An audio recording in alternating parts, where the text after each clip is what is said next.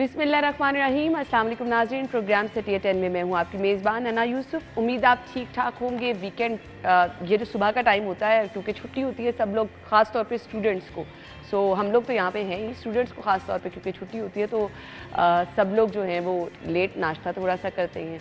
सो आप लोगों को हम वीकेंड जो है वो स्पेशली कहेंगे कि अपना वीकेंड अपने प्यारों के साथ गुजारें, फैमिली को मैक्सिमम टाइम दें। पूरा हफ्ता होता है, एक भाग दौड़ लगी होती है स्कूल, कॉलेज, यूनिवर्सिटी, और फिर आपके पास इतनी ज़्यादा मसरूफियात होती हैं कि घर में टाइम जो है वो कम होता है। तो अपने वीकेंड को अच्छे तरीके से प्लान करें, क्वालिटी टाइम स्पेंड करें और अपने के साथ टाइम स्पेंड करें। इसके साथ साथ हमने प्रोग्राम के आगाज़ की तरफ तो चलना है, लेकिन 11 बजे वाले सेगमेंट में क्योंकि हमारे आज के गेस्ट बहुत स्पेशल हैं, बार बार आप लोग हमसे पूछते हैं कि जी बच्चों में बालों के झड़ने के वाक़यात बहुत ज़्यादा हो रहे हैं, तो जेनेटिक रीज़न के अलावा क्या रीज़न हो सकती हैं, आपने केयर किस तरह से करनी है, 11 बजे वाले सेगमेंट में हम डिस्कस करेंगे। आपने हमारे साथ ही रहना है और जिनकी बर्थडे है उनको भी 11 बजे उनको भी हम 11 बजे जाके जो है विश करेंगे। अभी हमने अपनी खबरों की तरफ बढ़ना है और खबरों के लिए हमारे साथ हमारे सीनियर रिपोर्टर्स मौजूद हैं। अली रामे और दुरे नायाब ने ज्वाइन किया। अस्सलाम वालेकुम, बहुत बहुत शुक्रिया। पहली खबर की तरफ चलना है। घरेलू कनेक्शन के लिए LNG की बुनियाद पर डिमांड नोटिस फीस मुकर्रर कर दी गई है और अगर आपने घरेलू कनेक्शन लगाना है तो 15,600 से लेकर 18,000 रुपये तक है। ये वैसे खबर की हद तक है, असल हकीकत क्या होती है वो रिपोर्टर्स हमारे खास तौर पे हमें बता देंगे। लेकिन ओगरा से मंजूरी मिलने के बाद सुई नॉर्दर्न गैस ने कनेक्शन लगाने का आगाज कर दिया है। हाउसिंग सोसाइटीज ने घरेलू कनेक्शन देने का सिलसिला जारी है। जी अली, सबसे पहले तो ये घरेलू के कनेक्शन के लिए LNG जो है, LNG के अब जो गैसेस के बिल आ रहे हैं वो सबको अंदाजा हो गया कि कितने कितने बिल आ रहे हैं इनके। जहाँ तक ठीक है, अगर 15,000 रुपये कनेक्शन आपने फीस का कर दिया, मुकर्रर कर दिया है, लेकिन आप मीटर भी तो लगा के देना। तो इतनी लाखों दरखास्तें इनके पास पड़ी हुई, लेकिन अभी तक उन्होंने मीटर जो है वो नहीं सवाल ये होता है जो कनेक्शन लगाने का आगाज कर दिया है, जो पिछले बैकअप पड़ा है, जो पिछला बैकअप है उसको तो आप कम से कम देखें, वो कितनी हजारों लाखों में दरखास्तें पड़ी हुई हैं इनके पास। इवन कि मैं अपने घर के अंदर अपने गैस का जो कनेक्शन है उसके लिए दरखास्त पता नहीं कब से दी हुई है हमने, आज से वो 5-6 साल पहले की, और अभी तक वो कनेक्शन नहीं लगा। तो उस दरखास्त का क्या होगा? सबसे पहले तो आपने वो देखना है कि आपके पास पहले जो डाटा पड़ा हुआ है उस डाटे को भी आप मद्देनजर रखें, उसके बाद उन लोगों तक कनेक्शन की रसाई जो है वो दें। अगर आप उनको LNG पे ही कन्वर्ट करना चाहते हैं तो आप उनसे मजीद फीस लेकर उनको LNG के ऊपर कन्वर्ट कर दें। लेकिन दूसरी बात ये कि जब ये वाले कनेक्शन जब लगाएंगे और ना, इससे तो गैस का बिल ही बहुत ज्यादा आएगा।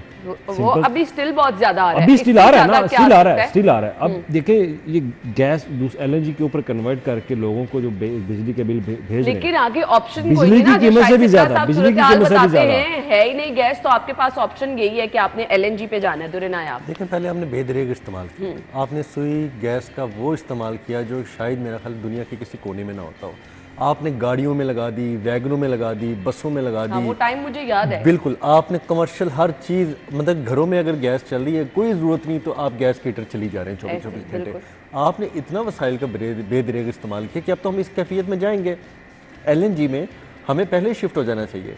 जब आप LNG के मुआहदे कर रहे थे, पिछली प्रीवियस नून लीग गवर्नमेंट की बात करूं, हमें उस वक्त इसको हर सूरत अपने रेजिडेंशियल को अभी तक LNG पे कन्वर्ट कर देना चाहिए था। उससे ये होना था कि हमने सुई गैस को भी सेव कर लेना था, जहाँ पे ज़रूरत थी हम इंडस्ट्रीज़ को दे के, संतों को दे के काम चला सकते थे। और दूसरा ये होना था कि अब तक लोगों ने रचपस जाना था। हम तो उस वक्त से 3 साल और 7 महीने सुनते रहे कि LNG के मुआहदे बड़े मुश्किल हो गए जी, और बड़े करप्शन हो गई। उसके बाद 3 साल में वो फिर उन्होंने खुद वही काम किया।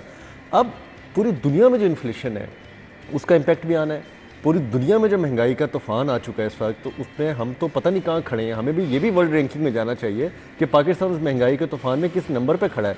अभी रामे चाइना रह के आया है, पूरी दुनिया में फिरता रहा है, इसको अंदाज़ा हो गया होगा कि उस वक्त लोग कितना चीख रहे हैं। वहाँ पे इंटरेस्ट रेट, इन्फ्लेशन रेट, बेरोजगारी कितनी बढ़ जा रही है, महंगाई हर जगह पे है, हर जगह। तो हमने इससे निकलना है। अब बात यह है कि इसमें कंट्रोल रेगुलेटरी अथॉरिटी का होना चाहिए कि आप नाजायज़ ओवर बिलिंग ना करें। आपको जो LNG कॉस्ट कर रही है पोर्ट से लेके सप्लाई तक, लोगों के घरों तक, आप वो तो मतलब कि ऐसा है कि आप उसको रोक नहीं सकते। आप उसको ये नहीं कह सकते कि अगर आपको घर में अगर एक चीज़ 100 रुपये में पड़ रही है तो आप कहें जी हमें 50 में दे दें, वो तो नहीं होगा। लेकिन अगर 100 में चीज़ पड़ी और वो गवर्नमेंट उस पर कमा के 200 लेना चाहे तो वो नहीं होना चाहिए।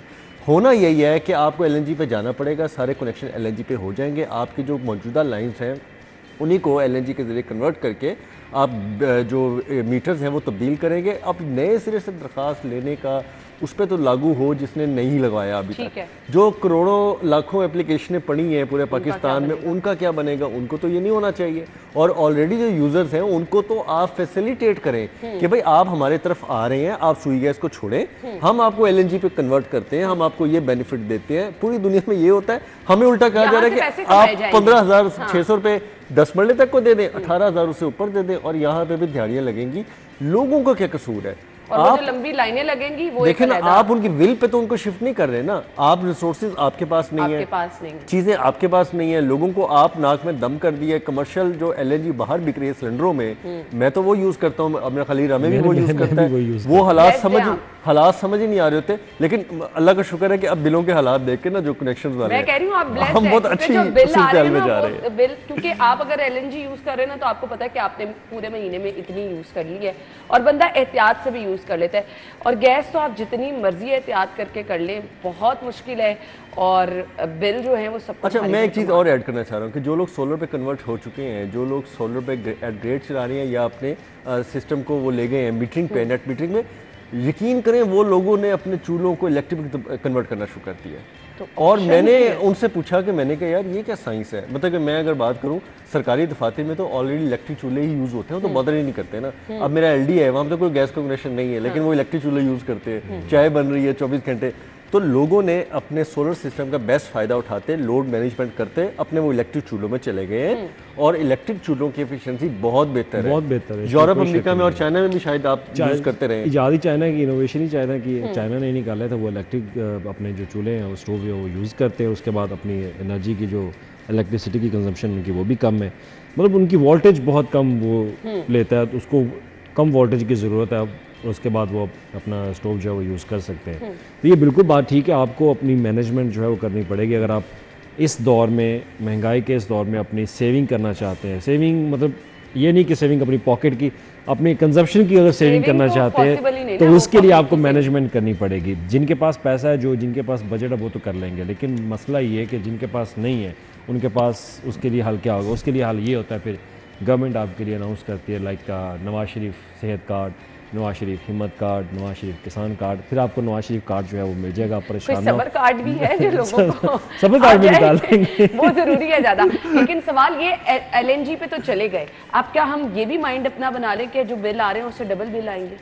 ये अब क्योंकि ये टेक्निकल क्वेश्चन है, इस पे सिप्रा की कैलकुलेशन बहुत जबरदस्त है, इसमें बिल डेफिनेटली बिल बहुत हम अपना यूज तो सब लोग ऑब्वियसली जितने बिल आ रहे हैं, मेरे ख्याल से अब कोई वो वाला सिस्टम नहीं रहा कि आपने चूल्हा जलाया और आप भूल गए। अब हर कोई बड़े एहतियात से यूज करता है, लेकिन LNG पे अगर जाना है तो फिर तो आपको अच्छी खासे भारी भरकम सिप्रा से बात हो रही, जब LNG पे आप जाते हैं तो आप इस पे आपको गैस का बिल जो है वो डेफिनेटली उसकी प्राइस बढ़ेगी, कनेक्शन की भी प्राइस बढ़ती है, तो गैस का बिल, क्योंकि मेरे हमसाए में उन्होंने अपना LNG, उनको गैस उन्होंने लगवाई सुई गैस की कि हमारे पास सुई गैस आ रही है, जब बिल आया तो वो LNG का आया, तो बिल पे प्राइस उनकी बहुत ज़्यादा सी, आज से 1-2 साल पहले की बात है। लेकिन अब मैंने पूछा नहीं कि अब बिल की क्या सिचुएशन है, क्योंकि अब अचानक से बिल लोगों के बढ़ना शुरू हो गए।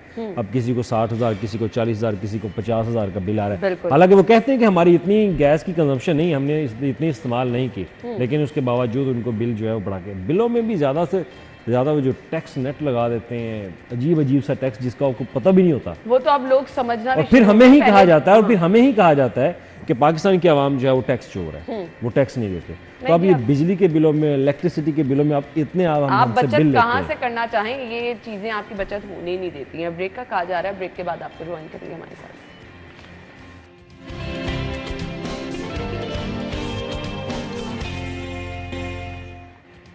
Welcome back once again. खबर ये है कि शहर में जो तरक्याती मंसूबे चल रहे हैं, जो निगरान सेटअप में शुरू किए गए थे, ऑलमोस्ट मुकम्मल होने को थे, लेकिन क्योंकि आपके सामने सिनेरियो ये था, इलेक्शन हुए, हुकूमत की तश्कील हुई, आवाम को उम्मीदें वाबस्ता हो गई कि अब निगरान सेटअप से ज़्यादा शायद काम होगा, क्योंकि आपके पास आपकी हुकूमत आ गई जिनके पास तो इख्तियारात ज़्यादा होते हैं।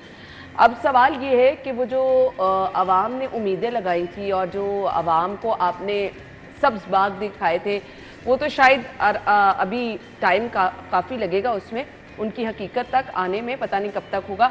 लेकिन जो मंसूबे चल रहे हैं, जिसमें ख़ास तौर पे हम अगर बंद रोड की बात करें, जिसका ऑलमोस्ट काम मुकम्मल है, इतना सा काम बाकी रह गया, दुरे नायाब। जो काम कंप्लीट करके गए हैं साबिक निगरान वज़ीर आला मोहसिन नकवी साहब, उसके बाद मैं समझता हूँ कि सिर्फ 1 महीने का काम था। आज इस बात को भी कितने महीने हो गए, और आप अगर पैकेज 1 और पैकेज 2 का बाइफरकेट करें, अगर आप रिंग रोड आज़ादी चौक से आना चाहते हैं, आप चढ़ें, आपको गुलशन रावी से पहले बड़ा बेहतरीन स्मूथ रोड मिलेगा। अब उन्होंने नीचे सर्विस लेन है उसको रेस्टोर कर दिया, लेकिन जैसे ही आप उससे आगे जाते हैं और बाबू साबू तक आते हैं तो आपको सर्विस लेनों पे पानी के तालाब नजर आएंगे। आपको जो मेन कॉरिडोर है वो जगह जगह से बंद नजर आएगा। आपको हैवी ट्रैफिक जो है वो आपस में टकराती हुई और लोग लड़ते हुए नजर आएंगे। हर रोज का ये काम, ये वो उन लोगों के लिए प्रॉब्लम है जिनकी आमदरफ्त है। अब आसपास की आबादियों का क्या हाल, जिनका वहाँ काम है भाई, जिनके पास एक्सेस ही नहीं है, आपस में वो कनेक्टिविटी कट चुकी है, किसी को परवाह ही नहीं है। इधर एक दफ़ा भी हुकूमत पंजाब में जो लोग वहाँ से उठते नहीं थे, इन प्रोजेक्ट्स पे बैठे होते थे, मोहसिन साहब कभी भी चले जाते थे, आज वो दफ्तरों से उठ के जाके देखना गवारा भी नहीं करते कि वहाँ पे क्या हो रहा है। ना कोई चीफ सेक्रेटरी लेवल का बंदा, ना कोई सेक्रेटरी लेवल का बंदा, तब हमें कमिश्नर, तब हमें डीसी साहिबा, तब हमें सब लोग वहाँ नजर आते, वहाँ पे फैसले हम रात को वहाँ पे होते। और अली रामे तो चूंकि साथ होता था, इसको बहुत अच्छे तरीके से अंदाजा है। एक वो प्रोजेक्ट जिसका 15 दिनों का काम अब कई महीनों पे मुहित हो चुका है, अभी भी नहीं पता मई आ गया कि जून में भी कंप्लीट होता है कि नहीं होता।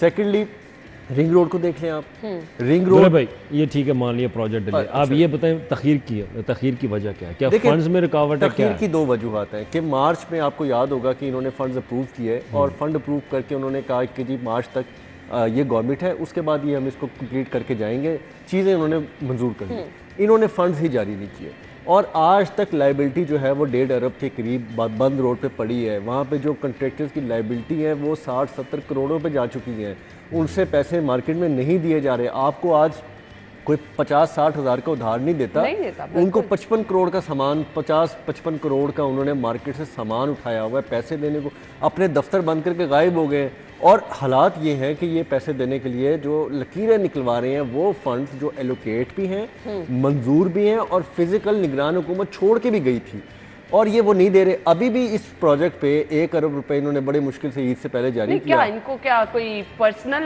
कोई अब कितना बजट, क्योंकि फंड्स भी मौजूद हैं, सिर्फ 1300 मिलियन, तकरीबन 1 अरब 1300 मिलियन हुकूमत के पास अच्छे खासे पैसे पड़े। मैं आपको छोड़ के गई, पैसे अच्छे खासे पड़े हैं। अभी रिसेंटली आपने बजट अप्रूव किया है, बजट रिलीज होना शुरू भी कर दिया आपने आखिरी क्वार्टर का। इनके पास अगर लाहौर के लिए 34 अरब जो इन्होंने MCL का और दीगर मनसूबाजात के लिए बजट इन्होंने मांगा वो अप्रूव हो सकता है, उसकी रिलीजिंग हो सकती है। नवाज शरीफ कैंसर हॉस्पिटल के लिए 7 अरब रिलीज़ हो सकता है, और वो भी बगैर PC1 की मंजूरी के। और 10 अरब IT, 10 अरब आपने सीड मनी दी है PCB को IT टावर के लिए, वो अगर आप दे सकते हैं। मरीम नवाज के इनिशिएटिव के लिए आप 37 अरब सेपरेट से दे सकते हो, तो ये 1 अरब क्यों नहीं निकल सकता? ये जानबूझ के डिले किया जा रहा है। अब वो मैं नहीं समझता कि दुरे भाई को लाजमी पता होगा कि अंदर की वजह क्या है, वो अलग बात है, वो टीवी पे नहीं बताना चाहता। मैं ऑन रिकॉर्ड बता रहा हूं, तख्तियां उतारी जा रही हैं, तो उतार दें, लगा लें, तख्तियां उतार के लगवाई जा रही हैं। बंद रोड पे तो कैसा इंसिडेंट हुआ कि मैं आपको बता दूं, परेशान हो जाएंगे, लेकिन चले पब्लिक सीक्रेट है, ये अब खुल जाना चाहिए, आवाम को पता होना चाहिए। बंद रोड पे जो मोहसिन साहब ने इफ्तिताही तख्ती लगाई थी पैकेज 1 पे, जिसका वो इफ्तिताह करके गए थे, वो एक दिन चोरी हो गई। अच्छा, अगले दिन सुबह उठ के जब अमले ने देखा कि यार वहाँ पे तख्ती है ही नहीं, तो किसी ने बताया, जो मुकामी लोग थे, उन्होंने कहा जी पायनो 2 मोटरसाइकिल के बंदे आए सी, उन्होंने 125 से ना वो प्लेट उतारी हुई सी, मुंह लपेटे हुए सी, वो आए ने थोड़ा छनी लेके तख्ती लेके ना लेके बाइक से चले गए। अच्छा। अब ये बताएं कि ये किसी लेमैन की हरकत है? नहीं, किसी को क्या लगे भाई? ये किसी को क्या लगे, और कौन इतना है? हाँ। वो तो तख्ती भी बेचारी जो है, मेरा ख्याल अगर तख्ती किसी ने चुरानी है वो तो नशई होगा, वो आएगा तो फिर मान लेते हैं। मोटरसाइकिल पे तख्ती लेने वाला बंदा फिर तो अब उसमें हमें साफ पता लगता है कि कोई मुलाजिम पेशा लोग हैं, कोई एहलकार हैं जो इस तरह की हरकतें करते फिरते। एक तो चले ये वजूहत थी, फिर इसको बारहा कहा गया कि आप पैकेज 1 इफ्तिताह हो चुका है, पैकेज 2 का मरीम नवाज साहिबा के हाथों इफ्तिताह करा लें।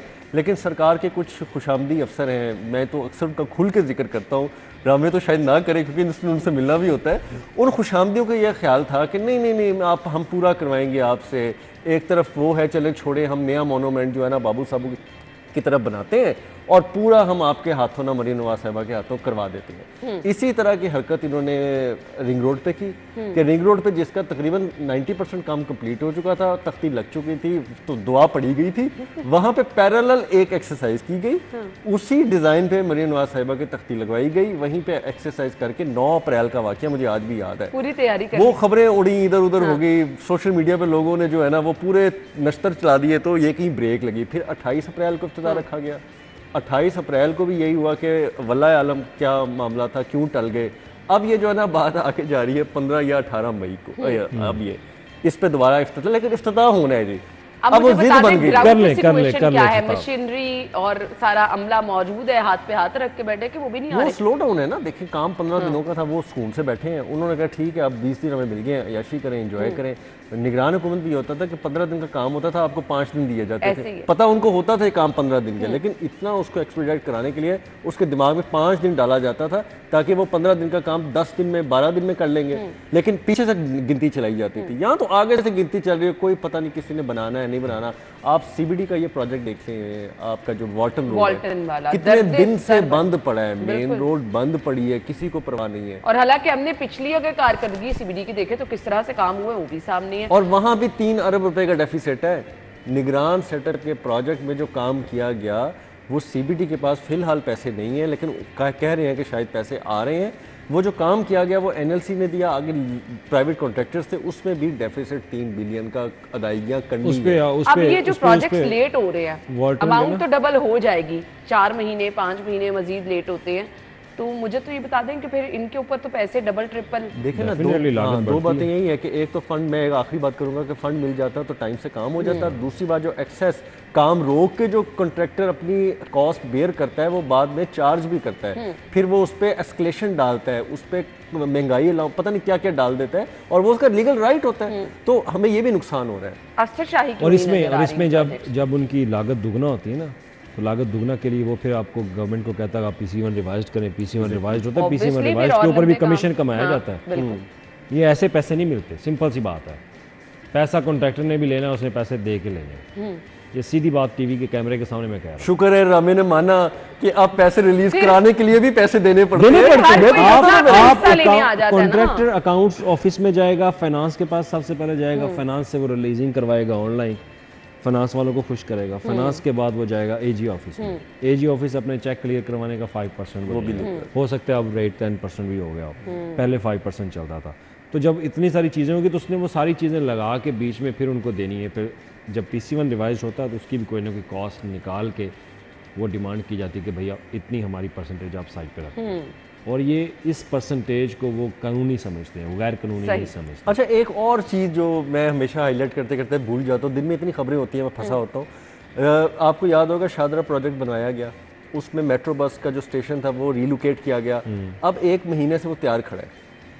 अच्छा, अब इफ्तिताह का जी, वो सरकार जो है ना वो टाइम नहीं दे रही इफ्तिताह के, और जब तक इफ्तिताह नहीं होगा ना उसको 100% ऑपरेशनल नहीं करेंगे और वहाँ पे लोगों को जलील करेंगे। और मैं हैरान हूँ कि इतने खत लिखे गए मेट्रो बस अथॉरिटी को, अब सुना है कि कल या परसों टाइम मिल रहा है, आगे प्रोबेबली कल मिल जाए, मानसून स्टार्ट हो जाएगा, तो फिर इन प्रोजेक्ट्स का क्या बनेगा? ये तो फिर वबाले जान बन जाएंगे लोगों के लिए। ये वाल्टन वाले रोड की, मैं वही तो कह रही हूँ, ये तो वबाले जान बन जाएंगे। ख्वाजा साद रफीक ने मीटिंग की है मरीम नवाज शरीफ मेन नाला, तो वो ज़राए ने यही बताया कि उन्होंने बात की है इस रोड की कि इस प्रोजेक्ट के ऊपर जो भी आपको मसाइल हैं उनको दूर करें, उसके लिए फंड जारी करें। आगे वो क्या, क्योंकि वैसे ही वहाँ पर तो बारिशी पानी जब अब आप इतनी तेज़ी से इस प्रोजेक्ट पे काम जारी था, और हो सकता था कि अब तक शायद मुकम्मल भी हो जाता, कम से कम नाला तो बन सकता था। आपको हमें याद है निगरान हुकूमत ने जिसने जो काम किया उसका बिल नहीं रुका, नहीं रुका, उसने पैसा क्लेम किया कि जी मैंने आपका टेबल बनाना था, मैंने बना दिया, अगले घंटे उसको पेमेंट हुई क्योंकि पैसे मैनेज थे, पड़े होते थे आपके पास,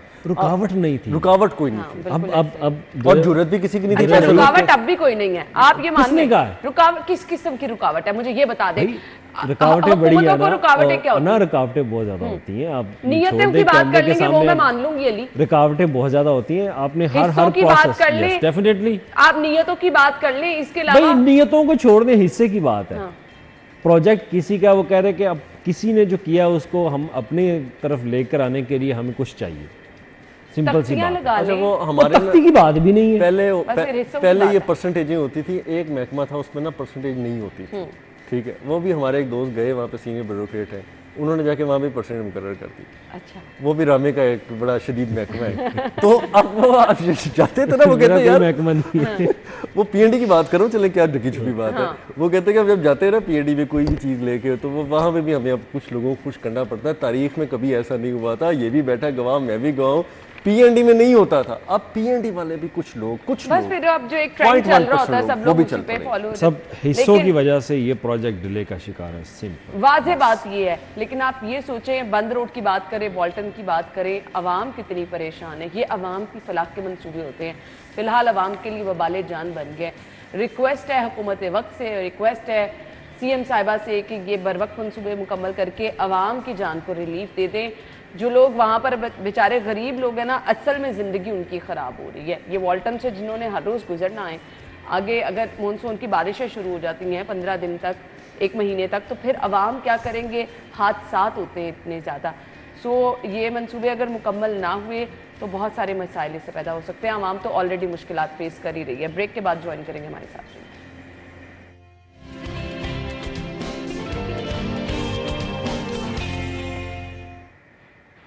वेलकम बैक। जब इतने इतने बड़े पैसे सुनते हैं ना कि आप ये मुख्तस हो गए हैं, तो आवाम को लगता है कि पता नहीं अब तो बड़े काम जल्दी हो जाएंगे। लेकिन अगेन रुकावटें, हिस्से, पता नहीं क्या क्या आ जाती हैं बीच में। 245 अरब रुपए मुख्तस होंगे आइंदा माली साल में। वज़ीर आला पंजाब के तरजीही मनसूबों के हवाले से बात हो रही है। अली, आपकी खबर है। 245 अरब सुन के खुशी नहीं हुई आपको? नहीं, मुझे बिल्कुल खुशी नहीं हुई। पिछली खबर आपके सामने थी ऐसी कि मैं अब अगली खबर पे खुश होना शुरू हो जाऊं।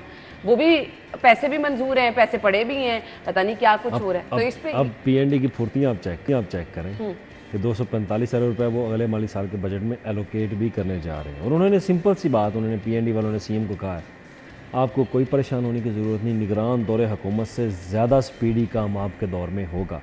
बहुत शाह से ये ज़्यादा शाह के चेयरमैन वफादार पीएनडी ने नबील अवान जो है, उन्होंने ये बात मरीम नवाज शरीफ को एक इजलास में कही कि बगैर PC1 के हम आपको फंड जारी करेंगे, तो वो हमारी जिम्मेदारी है, जैसे भी हम करें।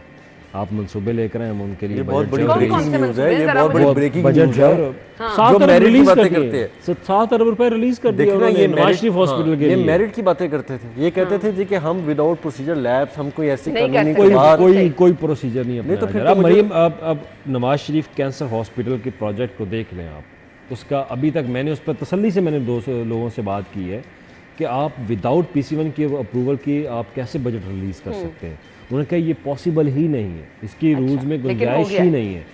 फिर मैंने कहा कि इन लोगों ने डेवलपमेंट से बजट निकाल के नॉन डेवलपमेंट में ये बजट जो है वो कन्वर्ट करके इन्होंने ये बजट रिलीज़ किया। उसने कहा ये भी नहीं कर सकते, ये टेक्निकली गलत है, आप ऐसा कर ही नहीं सकते, क्योंकि आपकी डेवलपमेंट की ग्रांट लैंड एक्विजिशन है वो डेवलपमेंट से होनी है, आप नॉन डेवलपमेंट में कर ही नहीं सकते। तो लिहाजा इन्होंने अपने रूल्स कवानीन बना के ये बजट वहाँ पे डाल के फौरी रिलीज़ कर दिया। जहाँ तक बात हम 245 अरब रुपए की कर रहे हैं, अगर देखा जाए अवामी मंसूबे हैं। इसमें कैंसर जो नवाज शरीफ कैंसर हॉस्पिटल है, IT टावर मंसूबे है, जो कि आइंदा माली साल के बजट में एलोकेट होने, रवा माली साल का बजट तो आपका ख़त्म होने वाला है मई आखिरी महीना, इसके बाद आखिरी महीना जून है, और जून में 30 जून तक आपका बजट जो है वो ख़त्म हो जाएगा। निसफ में आपका बजट जो है 15-16 जून तक इन्होंने नया माली साल का बजट शुरू कर देना है। तो लिहाजा उसके लिए 245 अरब रुपये आप एलोकेट कर रहे हैं।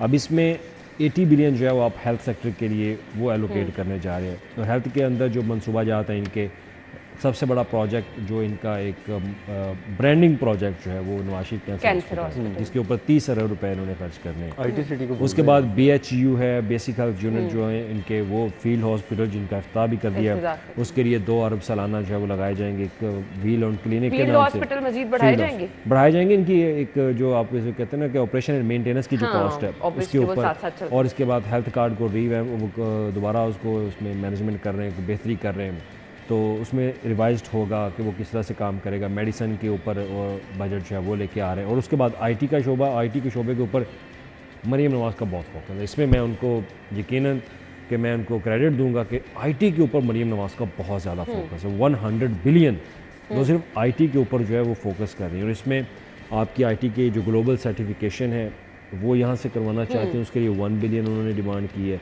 और उसके बाद स्किल डेवलपमेंट के ऊपर बहुत फोकस हो रहा है। IT की यूनिवर्सिटीज़ के काम के हवाले से IT टावर जो है वो बनाया जाना है यहाँ पे, उसके ऊपर बहुत फोकस हो रहा है। लैपटॉप की डिस्ट्रीब्यूशन है, IT के बहुत ज़्यादा ऐसे प्रोजेक्ट्स हैं जिनको वो शुरू करने जा रही है। और ये अच्छी बात है कि आप आईटी के शोबे में इतना एक्टिव हुए। होना चाहिए आईटी की जरूरत है। आप हमसाया मुल्क हाँ। अपना देख लें इंडिया, आईटी के शोबे में वो बहुत ज़्यादा इन्वेस्ट कर रहे हैं। तो इस पे मैं क्रेडिट दूंगा हुकूमत पंजाब को कि उन्होंने आईटी का इनिशिएटिव जो है वो लिया। उसके बाद है रोड सेक्टर के ऊपर आप बहुत ज़्यादा बजट जो है वो खर्च करें, और ये वही मंसूबे हैं जो निगरान दौरे हुकूमत में शुरू हो गए। उन्हीं मंसूबों को आपने कंटिन्यू करना है, और उसके लिए तख्तियाँ आपके नाम पे लगेंगी, और आप ये लोगों को ये बताएंगे कि जनाब ये हमने बजट जो है वो दिया। और इसके साथ ही आपके बेशतर ऐसे अदर डेवलपमेंट्स के प्रोजेक्ट्स आ जाते हैं, जिसमें सीएम के मुख्तलिफ ब्लॉक एलोकेशन के नाम से सीएम इनिशिएटिव होगा। उसमें लाहौर की डेवलपमेंट के प्रोजेक्ट्स हैं वो सेपरेट होंगे, और इसमें सीवरेज के निकासियाब, गलियों की पुख्तगी के मंसूबे, स्ट्रीट लाइट्स की तनसीब, और इसमें अच्छी बातें लगती है ना ये सुनने में। देखें, गवर्नमेंट का काम है प्लान देना, एटलीस्ट उन्होंने कोई वर्किंग तो की है ना। हम इस पर मैं क्रिटिसाइज नहीं करना चाह रहा, एटलीस्ट उन्होंने अपनी वर्किंग की है, और मुझे वर्किंग देख के खुशी हुई कि उनके पास एक अपना प्लान है। ठीक है, उन्होंने प्लान बनाया, आगे इम्प्लीमेंट करवाना तो गवर्नमेंट का काम है। अब देखना ये कि इम्प्लीमेंटेशन कैसे होगी। वर्किंग अगर पेपर वर्क के हद तक काम उनका बहुत बेहतरीन है। हर चीज़ के ऊपर मरीम नवाज़ का फोकस है, और मरीम औरंगज़ेब भी इसके ऊपर मीटिंग्स जो है वो ले रही हैं। तो इसके साथ पहले हम बात करते हैं हिम्मत कार्ड, सबर कार्ड और नवाज शरीफ सेहत कार्ड, जो भी मंसूबे हैं इनके, तो उसके ऊपर भी इनको ब्रीफिंग जो है वो अच्छी खासी दे देगी। प्लान हर चीज़ तैयार है, अब इम्प्लीमेंटेशन पे बात आएगी। निगहबान कार्ड आ रहा है, निगहबान कार्ड के तहत 300 अरब रुपये देने इन्होंने लोगों को 12,000 रुपये पर मंथ या 12,000 रुपये क्वार्टरली, अभी प्लान जो अप्रूव हो जाएगा। फिर हिम्मत कार्ड है वो भी देंगे। मज़दूरों के जो डिसेबिलिटी है, जो not to fit to work है, उनको पैसे जो है वो दिए जाएंगे 2,000 या 4,000 रुपये माहाना। तो वो भी प्लान, हर चीज़ रेडी है, लेकिन अब देखना ये कि इम्प्लीमेंट इस पर कब होगा। इसके लिए मरीम नवाज शरीफ अगर चाहती है ना कि इम्प्लीमेंट हो उनके प्रोग्रामों को, तो उनको खुद निकलना पड़ेगा। उनको अपने किसी सीनियर मिनिस्टर के ऊपर ये काम नहीं छोड़ना चाहिए। उनको खुद इनके ऊपर मीटिंग्स लेनी चाहिए, उनको डायरेक्शंस दें। जैसे फील्ड हॉस्पिटल आपने जल्द अज जल्द उसकी कैपेसिटी बिल्डिंग की, उसकी तादाद जो है बढ़ाई, तो इसी तरह इन प्रोजेक्ट के ऊपर जो 245 अरब सिर्फ मरीम नवाज शरीफ के इनिशिएटिव, ये सिर्फ वो हैं। बाकी इसके अलावा जो डिपार्टमेंटल्स आपके प्रोजेक्ट्स होते हैं, अरकान असम्बली की हदायत पर होते हैं, वो सेपरेट होंगे। और इसमें 245 बिलियन आप PND ने कहा है कि आप परेशान ना हो, आपको ये बजट आपका एलोकेट होगा, ये बजट आपका है, ये आपसे रिलेटेड है, ये पब्लिक एक्सचेकर आपके नाम कर दिया जाएगा, और आपको ये बजट जो है वो दिया जाएगा। चलिए, बजट तो दिया जाएगा, और अली ने बड़ी अच्छी तरीके से डिटेल में बता दिया किस किस के लिए क्या क्या बजट होगा, रुकावट भी कोई नहीं है। और CM साहिबा अगर चाहें इसको लीड करें तो बहुत अच्छे तरीके से इस पर इम्प्लीमेंट भी हो सकता है। लेकिन असल हकीकत क्या होती है वो मैं दुरे ने आपसे एक कमेंट चाहूँगी। मुझे ब्रेक का काफ़ी देर से कहा जा रहा है, ब्रेक के बाद आपको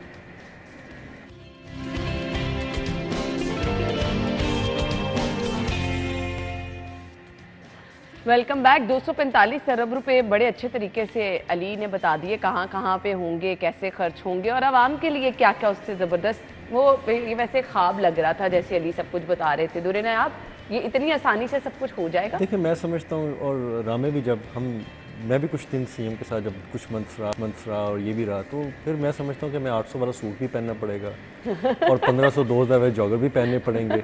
रामे की बात को एक्सटेंड कर रहा हूँ, और फिर हमें जाना पड़ेगा, हमें निकलना पड़ेगा। ये नहीं हो सकता कि आप दफ्तरों में बैठे हों, जो ब्यूरोक्रेसी ने कहानी सुना दी है वो मनोवान पूरी हो जाए। ये कहानियाँ पाकिस्तान बनने से शुरू, जब से स्टोरी हुई है तब से सुनाती आ रही हैं, और इसको इम्प्लीमेंट कराने के लिए फिर निकलना पड़ा। अभी सारे निकले। आप देखें, अगर लाहौर शहर से निकल जाएं, आप बाहर जाके देखें, आपको डोर स्टेप पे ये फैसिलिटीज़ देनी पड़ेंगी। आपको हेल्थ की, आपको एजुकेशन की, आपको IT की, आपको ये सारी फैसिलिटी देनी पड़ेंगी। आपको पंजाब के आखिरी ज़िले तक आपको ये फैसिलिटी देनी पड़ेगी। अपर पंजाब की तरफ चले जाए, वहाँ तक जाना पड़ेगा। आपको दही इलाकों में जाना पड़ेगा। आपको लाहौर शहर जैसे बड़े मरहून मिन्नत, जो अब हमारी पूरी पंजाब की रहने वाली आबादी हो गई है, आपको उसको रोकना पड़ेगा। आपको निश्तर 2 जैसे मंसूबों को 100% एक्टिव करके, जो किया जा चुका है ऑलरेडी, मज़ीद उसको फ्लो देना होगा, ताकि लोगों के दिल के, चिल्ड्रन, बच्चों के जो मसाइल हैं, सारे मसले जो हैं वो मुल्तान, जनूबी पंजाब तक महदूद हों। इसी तरह आपको जगह जगह बैरियर्स लगाने होंगे। आपको एजुकेशन के अच्छी सोसाइटियों, जो यूनिवर्सिटीज़ हैं, उनको वहाँ पे भी आपको लगाना पड़े। सिर्फ एक IT सिटी लाहौर ना देखें, कितने लोग हैं मुझे बताएं जो डिफेंस के साथ ये एलीट ट्रेनिंग सेंटर के सामने IT सिटी तक पहुँच पाएंगे, या यहाँ पे आके रह पाएंगे, या इन यूनिवर्सिटियाँ अगर आ जाती हैं जिस तरह वो विजन सोच रहे हैं कि चाइना से यूनिवर्सिटियाँ लाएँ, वो कहाँ तक पहुँचेंगे? आपको फिर इनके सब कैंपसेस पूरी तरह एक्टिव करने पड़ेंगे। आपको लोगों को अगर आपने सस्ती एजुकेशन देनी है तो उनको बड़े शहरों में रहने, उनको वहाँ पे खाने पीने उन मसाइल से हटाना होगा। वो आपको कॉस्ट उनको तो आपको फिर इंटरनेट दूसरे शहरों में देना होगा। आपको स्टूडेंट्स को मोबाइल IT जो लैपटॉप्स हैं जो पुरानी हुकूमतों की भी सोच हुआ करती तो वो करनी पड़ेगी। ये नहीं हो सकता कि हम बैठे हम कहें जी 245 अरब रुपए जो है ना हमने मुख्तस कर दिए। अब सवाल एफिशिएंसी का फिर वहीं आएगा। विजन आपका बहुत अच्छा होता है लेकिन आप फेल हो जाते हैं उसकी इम्प्लीमेंटेशन पे, आप फेल हो जाते हैं ये 245 अरब रुपए खर्च करने पे। और जब आपकी स्लो मूविंग स्कीम्स हो जाती हैं तो फिर आप पैसे निकाल के, यही ब्यूरोक्रेसी कहती है जी कि वो तो प्रोजेक्ट चल नहीं रहा तो इसके पैसे हम क्यों ना वहाँ लगा दें जी, उसके पैसे हम वहाँ ले जाएं, उसके पैसे वहाँ ले जाएं, बजाय कि उनसे पूछें कि आपको पैसे दिए गए थे, आपने क्रिमिनल ऑफेंस किया है, पूरा साल बजट ना खर्च करके आवाम के लिए, आपको क्यों ना यहाँ पे इसकी सजा दी जाए। ये नहीं होता। जिस दिन ये हो गया ना तो मैं रामे की बात से इत्तेफाक करता हूँ कि ये पूरा का पूरा बजट खर्च भी होगा और लग भी जाएगा। बिल्कुल आपने सही कहा। अब एक क्वेश्चन मुझे वाइंड अप की तरफ जाने वाली से ये करना है। अब बार बार कहा जा रहा है कि CM साहिबा को चचा की भी एक वो अच्छी डायरेक्शन मिल रही होंगी, नवाज शरीफ साहब की भी, उसके अकॉर्डिंग हमें काम अभी होता नज़र नहीं आ रहा। जो हमने शहबाज शरीफ साहब की स्पीड देखी, वो अगर हम उसको कहें कि खुद नवाज शरीफ साहब भी उनके साथ मौजूद हैं, उस स्पीड के मुताबिक काम अली अभी नजर। अच्छा, एक सवाल मैं ऐड करूंगा। जो लोग बहुत कहते हैं कि जी जो MNA MP है वो नाराज है, अगर कोई ट्रांसफर पोस्टिंग DC लगना है, DPO लगना है, कोई भी लगना है, ये कौन लगवा रहा है? हाँ।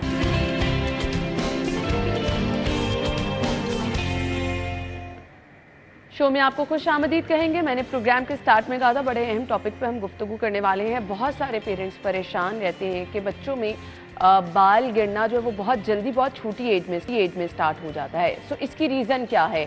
और बड़ों में तो ऑप्शन ये आपके पास होती है कि अगर बहुत ज़्यादा बाल झड़ना शुरू हो गए हैं तो उसमें आप ये कहते हैं कि जी अच्छा आपके पास हेयर ट्रांसप्लांट की ऑप्शन है। कुछ लोग कहते हैं जेनेटिक इशू है तो ये चलेगा, आगे सब बच्चों में भी जाएगा। अच्छा, इसके लिए भी आप कुछ एहतियात तो लाजमी बरत सकते हैं। अब कुछ लोग कहते हैं कि एकदम से ख़वातीन में अक्सर ये होता है कि बाल झड़ के वाक़यात होना शुरू हो जाते हैं, पैचेस में आपके बाल उतरना शुरू हो जाते हैं। ऐसे में आप करना क्या है, इसकी केयर किस तरह से करनी है, और वो लोग जिनकी फैमिली हिस्ट्री है सो उन्होंने कैसे केयर करनी है, ख़ासतौर पे अपने बच्चों की डाइट का क्या इसमें रोल होता है? क्या हम अच्छी डाइट से इसको जो है कवर कर सकते हैं? ख़ासतौर में बच्चों से हम स्टार्ट करेंगे। हमारे साथ जो हमारे मेहमान मौजूद हैं, मैं तारुफ कराना चाहूँगी। डॉक्टर उस्मान अमीरुद्दीन साहब ने ज्वाइन किया है, हेयर ट्रांसप्लांट सर्जन है। अस्सलाम वालेकुम जी। वालेकुम अस्सलाम, thank you for calling me. आपके टाइम का भी बहुत बहुत शुक्रिया। सबसे पहले मुझे ये बताइएगा क्या बालों का गिरना, हम अक्सर मैं बाल ब्रश कर रही हूँ तो मैं बड़ा परेशान हो जाती हूँ कि बाल जो है वो बहुत ज़्यादा गिरना शुरू हो गए हैं। सो वेदर चेंज पे डिपेंड करता है क्या ये? देखिए, बाल गिरना जो है ना, इसको हम डिफरेंट कैटेगरीज में डिवाइड कर सकते हैं।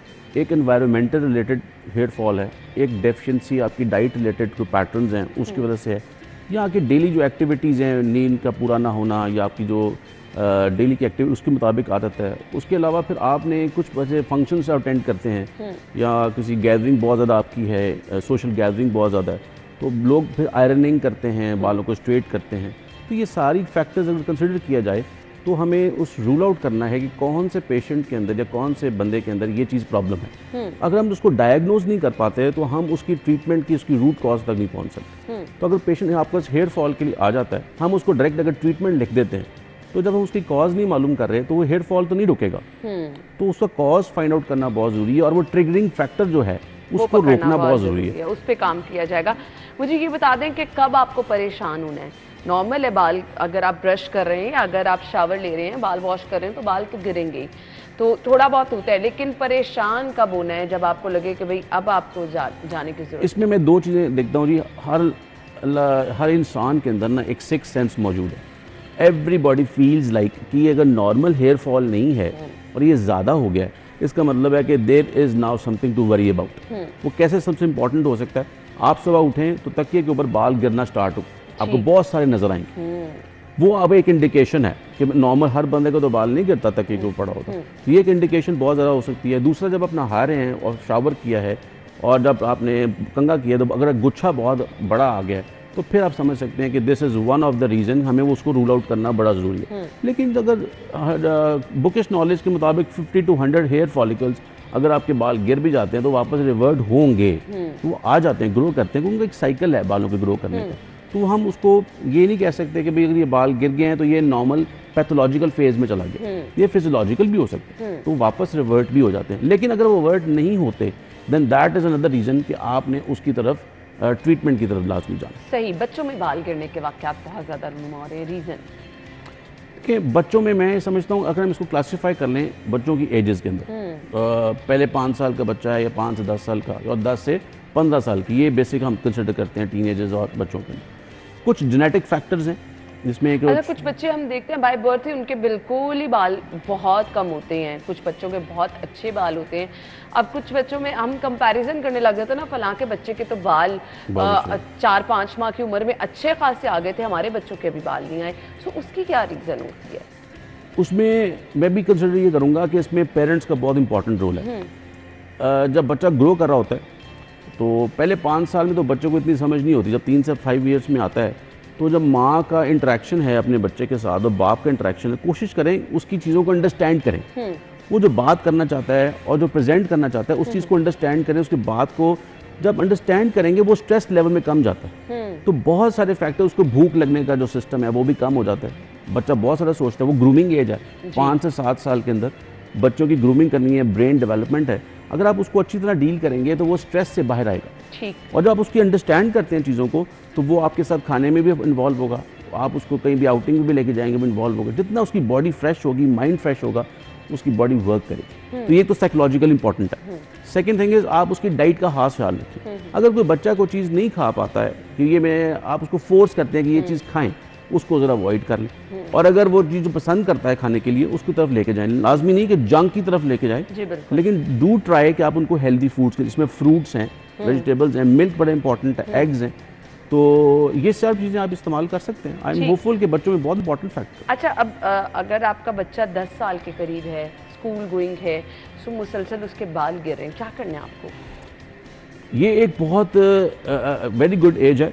इसके अंदर आपने 2 चीज़ें देखनी है। सबसे इम्पॉर्टेंट चीज़ है कि आप देखें कि क्या उसको कोई स्कैल्प का मसला तो नहीं, कोई डिजीज़ तो नहीं, उसको कोई जेल की बीमारी तो नहीं साथ चल रही, कोई फंगल। नॉर्मली हम ये नहीं करते कि बच्चे के बाल खोल के देखें कोई ऐसा इशू तो नहीं चल रहा। एग्जैक्टली, लाइस इन्फेक्शन हैं, यीस्ट इन्फेक्शन है, फंगल इन्फेक्शन है। बच्चे स्कूल जाते हैं, कोई भी इन्फेक्शन वो कैरी कर सकते हैं। उसके बाद फिर आप बहुत सारे मौसम की वजह से हम बच्चों को बालों को शावर नहीं दे पाते, धो नहीं, 3 दिन 4 दिन के लिए वो बाल वैसे ही रहता है। तो जो स्कैल्प ऑयल है वो एक लेयर बना देता है स्कैल्प के ऊपर, जिसकी वजह से बालों की रूट्स हैं वो डैमेज होने के चांसेस बढ़ जाते हैं। तो इसी तरह बालों की जो केयर है उसमें आपकी हाइजीन बड़ी इंपॉर्टेंट है।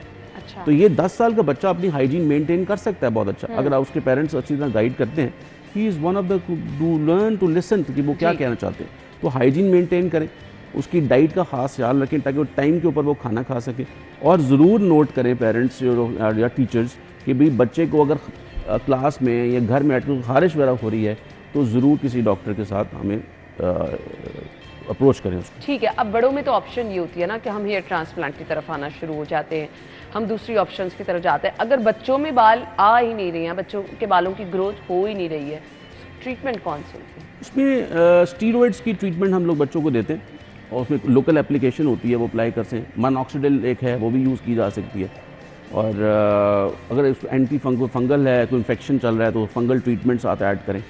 और इवन के जो 10 साल या 12 साल का बच्चा है, मैं उसके अंदर PRP की ऑप्शन भी दे देता हूँ बच्चों को, तो वो कोई इतना इशू नहीं है ताकि हम उसकी जो एनर्जन फेज है उसको सपोर्ट करें, वो ग्रो करे बाल। अच्छा, एक इशू ये भी रहता है कि कुछ बच्चों के घुंघराले बाल होते हैं बहुत ज़्यादा, उसकी रीज़न क्या होती है? ये टोटली जेनेटिक्स हैं। अच्छा। जो बालों की टेक्सचर है, चाहे वो घुंघराला है चाहे वो सीधा है, तो ये अल्लाह ताला की तरफ से हमारा एक गिफ्ट है। यानी आप उसमें जितनी दफ़ा भी हेयर कट करा लेंगे, इवन कुछ लोग कहते हैं बच्चों की बार बार अगर आप टिंट करा रहे हैं तो भी बाल स्ट्रेट आ जाते हैं। नहीं आते जी, वो कभी भी नहीं आते। ये गलत मिथ है कि जितनी आप बालों को शेव करेंगे, हेड को बॉल्ड करेंगे बच्चों के अंदर, तो बाल अच्छा होगा। हाँ, शायद कह सकते हैं कि बाल मोटा हो जाए, लेकिन यह कहना उसका टेक्सचर चेंज हो, वो नहीं होता। वो नहीं होता, वो क्योंकि जेनेटिक होता है, हर बच्चे का एक अपना होता है। अच्छा जी, अब मुझे ये बता दें क्या डाइट का रोल इसमें क्या रहता है और कौन सी डाइट आप रिकमेंड करना चाहेंगे पेरेंट्स को अगर वो चाहते हैं उनके बच्चों के बालों की ग्रोथ अच्छी हो? बाल बना है जी प्रोटीन से, that is called as keratin. तो जितनी प्रोटीन डाइट अच्छी लेंगे, जिसमें मीट है, एग्स हैं, मिल्क है, उसके अलावा सोयाबीन्स हैं, या मल्टीवाइटामिन्स के अंदर आप राइबोफ्लेविन्स है, बी कॉम्प्लेक्सेस हैं, आयरन डेफिशिएंसी खास तौर पे बहुत सारे बच्चों में आयरन डेफिशिएंसी होती है, हमें नहीं मालूम होता, उनको भूख नहीं लगती, तो आप उनको वो ज़रूर कवर करें। अगर वो एनीमिक नहीं होंगे, वो एक्टिवली पार्टिसिपेट करेंगे, वो फिजिकल एक्टिविटी अच्छी करेंगे, तो ये चीज़ें आपने खुद नोट करनी है। उसके साथ साथ आप बच्चों को थोड़ा सा आई वुड सजेस्ट यू कि आज के ज़माने के अंदर बहुत सारे फूड में जो ऑर्गेनिक फूड अवेलेबल नहीं है, तो always try to give people some these children some tonics, multi vitamins की टॉनिक्स ज़रूर दें, ताकि अगर उनको भूख भी लगे और वो मेंटेन भी जो मैनेज है वो कर सके प्रॉपर। सही। अब आ जाते हैं बड़ों की तरफ। ख़वातीन में बाल गिरने की वजूहात आमतौर पे क्या होती हैं? ख़वातीन का तो अब ये नहीं कह सकते कि हम डिफरेंशिएट नहीं कर सकते ख़वातीन का या मर्दों का। इसमें अगर हम कंपेयर करें तो अगर जेनेटिक्स की बात की जाए तो फिर तो वो हार्मोन्स रिलेटेड है। ठीक है। अगर आपकी ईस्ट्रोजन हार्मोन्स कम है और टेस्टोस्टेरोन लेवल ज़्यादा है तो वो फीमेल्स में भी हार्मोन का इफेक्ट आता है। दूसरी ऑप्शन के डाइट इंपॉर्टेंट, के बहुत सारी पैटर्न्स हैं, चेंज हो गया है, जैक ऑफ ऑल ट्रेड्स बनना चाहते हैं। नहीं, हम बहुत सारी लड़कियों को देखते हैं कि अपनी कोई डाइट प्लान जो कोई लड़कियां खास तौर पे फॉलो कर रही होती हैं, क्या उसकी वजह से भी आपकी हेयर फॉल? देखिए डाइट, आप तो हर बंदे को क्रेज है टू बिकम स्मार्ट, वो होना भी चाहिए, लेकिन अगर वो स्मार्ट होने के साथ साथ अपनी डेफिशिएंसीज को मेंटेन करती हैं तो फिर आप कभी भी हेयर फॉल की तरफ नहीं जाती। लेकिन अगर डाइट के साथ साथ आपने बाकी बहुत सारे एक्सपेरिमेंट किए हैं on the hair, just like आपने कोई डाइज इस तरह के लगाए हैं, अमोनिया फ्री डाइज लगाने चाहिए, वो अमोनिया लगाते हैं तो वो उसकी वजह से बालों की डैमेज की, केराटिन के डैमेज चांसेस बढ़ जाते हैं। बाल लंबा क्यों नहीं होता? इसलिए लंबा नहीं होता कि उसके एंड जो हैं वो 3 या 4 मुंह बन जाता है, उसके लिए प्रॉब्लम स्टार्ट हो जाती है। तो हमें उसको बेहतर करने के लिए उसकी अच्छी सी मॉइस्चराइजेशन और केराटिन की प्रॉपर ट्रीटमेंट वो लेनी चाहिए। अब बहुत सारे लोग मुझसे पूछते हैं कि जी फीमेल्स जैसे केराटिन ट्रीटमेंट्स कराती हैं, रीबॉन्डिंग कराती हैं, कराएं ज़रूर, मैं नहीं करता, फैशन को नहीं रोकें, लेकिन उसको मेंटेन करें। बालों को मेंटेन करना क्या है, उनसे जिसने किया है उससे गाइडेंस ले, और जो आपका कंसर्न डर्मेटोलॉजिस्ट है, स्टैटिशियंस हैं या प्लास्टिक सर्जन हैं, उनके साथ भी आप राब्ते में रहें कि हाँ बाल अगर डैमेज हो रहा है उसको कैसे मैनेज किया जा सकता है। सेकेंड थिंग इज जो टेंगल्ड हेयर होते हैं उसके लिए स्पेशल ब्रशेज आते हैं, आप वो ब्रश यूज़ करें, पतला वाला ब्रश इस्तेमाल ना करें जिसकी वजह से बाल टूटने के चांसेस बढ़ जाते हैं। सही। और बहुत सारे लोग जब नहाने के बाद आते हैं, टावल लेते हैं और ज़ोर से उसको बालों को रब करने की कोशिश करते हैं, that is also not good. आप सिर्फ टैप करें ताकि वाटर जो है ना वो आपके जो टावल है उसके ऊपर आ जाए, लेकिन बाल और स्कैल्प डैमेज ना हो। सही। तो ये सारी ख़वातीन के लिए फैक्टर्स हैं।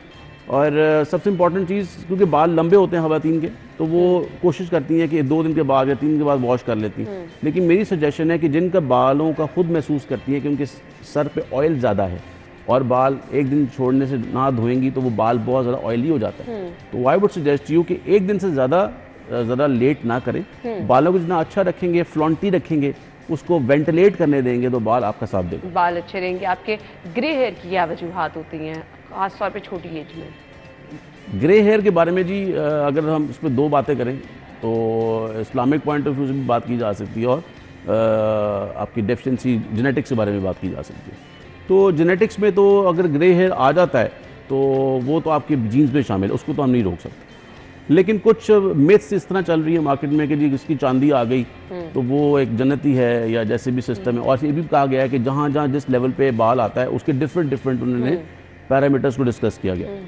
लेकिन ग्रे हेयर मैं समझता हूँ डेफिशिएंसी ऑफ द इंग्रेडिएंट्स है, जो आप चीज़ एंड टाइम पे नहीं खा पाते हैं वो स्पेसिफिकली अगर आप उसको कवर कर लेंगे तो वो आप उसको बचा लेंगे। उसको हॉल्ट नहीं कर सकते, ठीक है, अलबत्ता उसको डिले कर सकते हैं कि अगर आपको एक बाल ग्रे आया तो आप उसको कम करने के लिए वो 10 साल में आएगा तो हो सकता है 20 साल में आ सकता है। तो उसको आप जेनेटिक्स को नहीं मैनेज कर, उसमें खास मेन रोल खासतौर पे सेलेनियम्स का, बी कॉम्प्लेक्सेस का, आयरन का, और उसके अलावा जिंक का, इनका बड़ा इंपॉर्टेंट रोल है। ओवरऑल गुफ्तगू से हमने ये अंदाज़ा लगाया कि आपकी डाइट का रोल बहुत है, आपकी स्लीप का रोल बहुत है, आपके लाइफस्टाइल का रोल बहुत है। कोई भी मामला हो, चाहे हम हेल्थ की बात करते हैं, अब यहाँ पर हम बात से बात कर रहे हैं, सो आपने इन चीज़ों का ख्याल रखना है, सो प्रॉब्लम नहीं होगी। और अगर कोई प्रॉब्लम है तो बेहतरीन ट्रीटमेंट भी यहाँ पे मौजूद है। थैंक यू सो मच आपके वक्त का, शुक्रिया। ब्रेक के बाद ज्वाइन करेंगे नाज़रीन।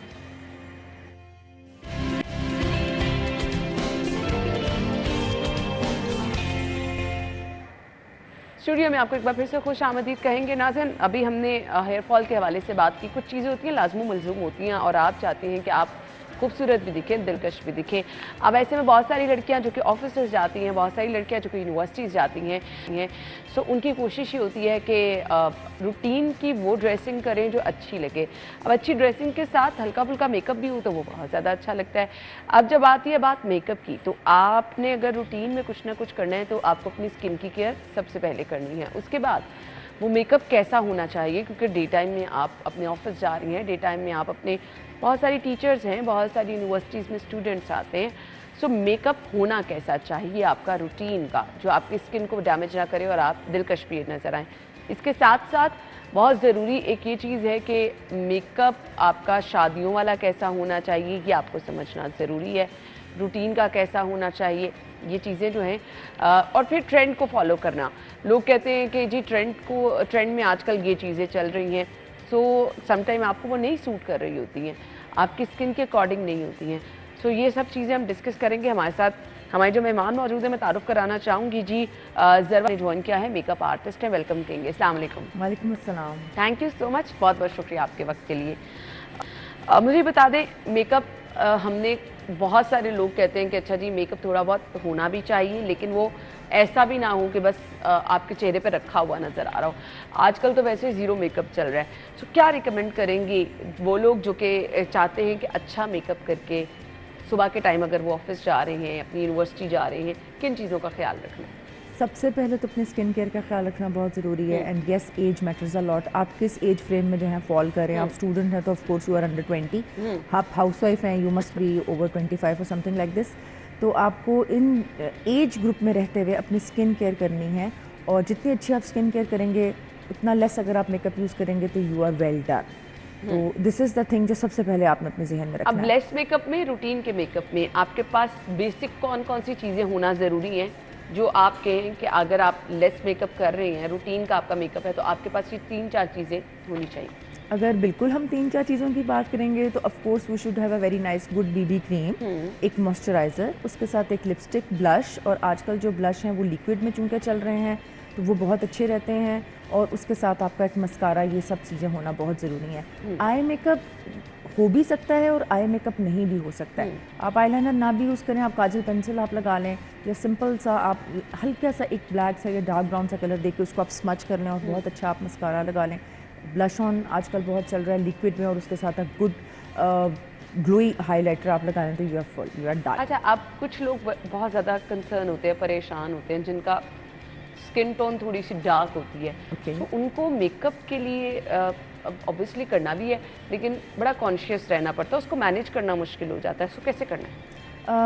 इन my opinion and what I have studied, उसके लिहाज से नेचुरल मेकअप करना जो कि आपके स्किन टोन के साथ है, या फिर एक टोन स्किन से डार्क मेकअप करना is more easy than to create a skin tone which is lighter than your own skin. इसलिए उस लाइटर स्किन को मैनेज करना थोड़ा सा मुश्किल है, जबकि अपनी स्किन में रहते हुए नेचुरल टोन देना वो बहुत ही आसान है, और बहुत जल्द आप जो है फ्लॉलेस लुक ले लेते हैं। You just have to use 1 drop of the foundation, और आपकी जो बेस है अगर आप उसको बेक करेंगे या आप पाउडर लगाएंगे, आजकल इतने अच्छे मार्केट में ब्रांड्स आए हुए हैं, इवन लोकल ब्रांड्स हमारे इतना अच्छा काम कर रहे हैं, और गुड टेक्निक के साथ और गुड नॉलेज के साथ जब आप उसको अप्लाई करेंगे, अगेन आपका मेकअप बहुत अच्छा हो जाएगा। सही। सो इसके लिए आपको ये चीज़ परेशान होने की ज़रूरत नहीं है कि आपको बहुत ज़्यादा एकदम से मुंह पे कुछ लगा लेने। वो ऑब्वियसली ऊपर रखी हुई चीज़ें जो हैं वो ज़्यादा जो है वो आपकी स्किन को डैमेज भी कर देती हैं, और वो अच्छी लुक भी नहीं आती है। अच्छा जी, ये तो रूटीन का मेकअप हमने डिस्कस कर लिया कि ये 4-5 चीज़ें हो तो आप अच्छे तरीके से अपने आप को मेंटेन कर सकते हैं। ट्रेंड क्या आजकल चल रहा है, ख़ास तौर पर अगर हम शादी वाली लुक्स की बात करें तो उसमें आपको किस तरह का मेकअप चाहिए?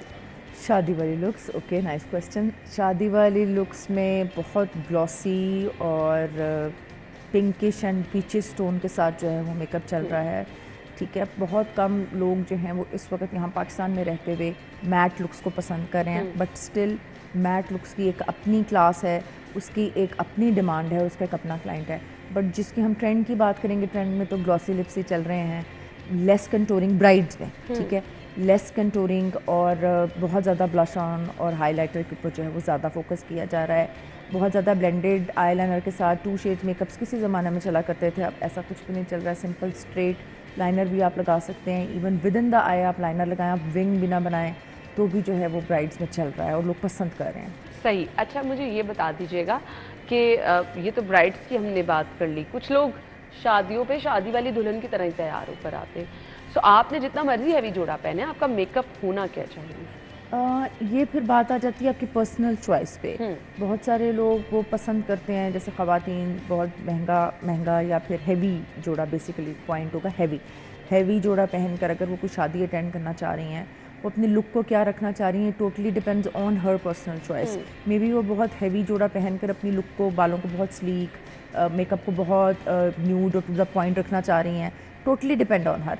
और दूसरी तरफ कोई ऐसे क्लाइंट्स भी आ सकते हैं जो ये डिमांड करें कि मुझे सब कुछ बहुत हैवी चाहिए, मुझे बाल भी गॉडी चाहिए, उसमें एक्सटेंशंस भी लगाएं, उसमें बैक कॉम्बिंग भी करें, उसमें एक्सेसरीज़ भी भरें, मेकअप भी लाउड होना चाहिए।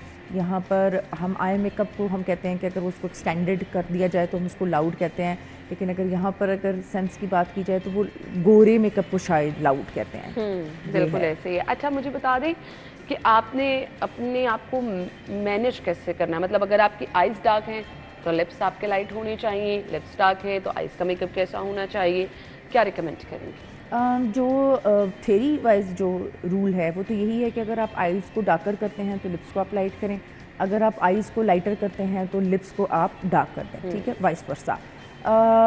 एक ट्रेंड ये भी आया जब पूरी लुक म्यूटेड हो गई, पूरी लुक जो है मैट में चली गई, आइज़ भी लाइटर और होंठ भी बहुत lighter, not too much highlighter even on the cheeks, सब कुछ बॉलीवुड मेकअप टाइप हो गया। एंड अगर आप बॉलीवुड में नाम लें, जितने भी एक्ट्रेसेस हैं, काजल से लेके डार्क स्किन टोन से लेके शिल्पा शेट्टी से लेके इवन कैटरीना कैफ, और ये सब lighter matte looks, until unless कोई स्पेशल लुक डिज़ाइन नहीं की गई। इवन ये जितने भी एक्ट्रेसेस हैं जिनको इंटरनेट पर फॉलो किया जाता है, उनकी शादियों पर इवन अगर आप उनका मेकअप देखें, लाइक कियारा आडवाणी की शादी हिट हुई और लोगों ने उसको फॉलो किया, it's a no makeup look, simple no makeup look, ठीक है। Dress is so much elegant, jewellery is so much high, बालों का स्टाइल और पीछे एक्सेसरीज एंड ये सब बहुत ज़्यादा था। अगर हम वो वाला मेकअप ट्रेंड अपने यहाँ पर फॉलो करते हैं तो बहुत कम लोग हैं जो उसको फॉलो करेंगे, उसको एब्जॉर्ब करेंगे, अनटिल अनलेस किसी क्लाइंट की अपनी पर्सनल चॉइस नहीं है कि मुझे बिल्कुल ऐसा ही दिखना है। बिल्कुल सही। अच्छा जी, आपके मेकअप के साथ आपकी आउटफिट का रोल किस तरह होता है? आपने मेकअप तो बेस्ट कर लिया लेकिन आपकी लुक्स उस तरह नहीं आ रही, उसमें क्या फिर कमी रह जाती है? आपका हेयर लुक होती है, आपके ड्रेस होता है, क्या क्या चीज़ें इसमें आपने देखी? अगर आप ब्राइड की बात करेंगे तो ब्राइड में सबसे पहले एक ड्रेस डिज़ाइन जो है वो किया जाता है, या ब्राइड की पर्सनैलिटी के अकॉर्डिंगली जो है ड्रेस को फाइनलाइज किया जाता है। अगर कोई क्लाइंट है या कोई लड़की इसकी शादी है और सबसे पहले अपना ड्रेस फाइनल करती है, फिर उसके अकॉर्डिंगली अपना मेकअप आर्टिस्ट या हेयर स्टाइल उसको चूज़ करती है कि अब मुझे किस तरह की लुक के लिए कौन से मेकअप आर्टिस्ट के पास जो है जाना है। हर मेकअप आर्टिस्ट की एक अपनी लाइन होती है, एक अपना वे ऑफ डूइंग मेकअप होता है। कोई करते ही लाउड हैं, कोई करते ही न्यूड्स में हैं, कोई करते ही लाइटर में हैं, तो वो फिर उसके अकॉर्डिंगली फिर वो लुक जो है वो डिसाइड होती है, बजाय के पहले मेकअप हो जाए और फिर उसके अकॉर्डिंगली ड्रेस हो। ड्रेस पहले ब्राइड्स में, फिर उसके अकॉर्डिंगली हम लुक डिसाइड करते हैं। चलिए जी, ये वो चीज़ें हैं जिनका अगर आप ख्याल रखेंगे तो आप मेकअप को अच्छे तरीके से मैनेज करके अच्छा दिख, क्योंकि मेकअप का मकसद हमेशा यही होता है कि आप खुशगवार नज़र आएँ, आप अच्छी नज़र आएँ। कुछ लोग बहुत ज़्यादा मेकअप करके वो असल में जो आपका चेहरा होता है आप उसको भी ख़राब कर लेते हैं। थैंक यू सो मच, आपके वक्त का बहुत बहुत शुक्रिया। Thank you. और हमेशा हम आपसे यही कहते हैं कि जी आप जो चीज़ें देखना चाह रहे हैं आप ज़रूर हमारे साथ शेयर करें, हम आप तक ज़रूर पहुँचाएंगे। अपना कोई टैलेंट है तो वो भी हमारे साथ शेयर करें और प्रोग्राम का हिस्सा बन जाए। अपना ख्याल रखिएगा, मंडे को मुलाकात होगी। अल्लाह हाफ़िज़।